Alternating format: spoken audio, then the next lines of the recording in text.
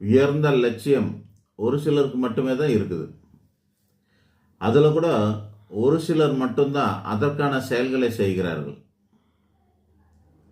ஆனால் பெரிய வாழ்க்கை வாழணுன்ற ஆசை மட்டும் எல்லாருக்குமே இருக்குது.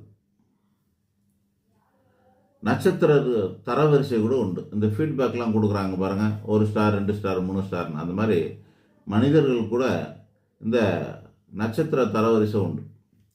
ஒரே ஒரு ஸ்டார் வாங்குறவங்கள என்ன சொல்லலாம், ஒஸ்ட்டுன்னு தான் சொல்லணும்.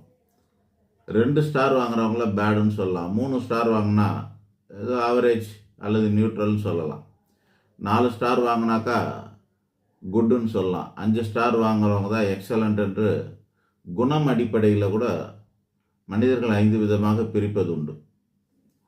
தன் லட்சியம் தொடர்பான பயனுள்ள செயலில் அந்த வேலையில் மட்டும் ஈடுபடும் சிறந்த மனிதரால் மட்டுமே லட்சியத்தை அடைய முடிகிறது.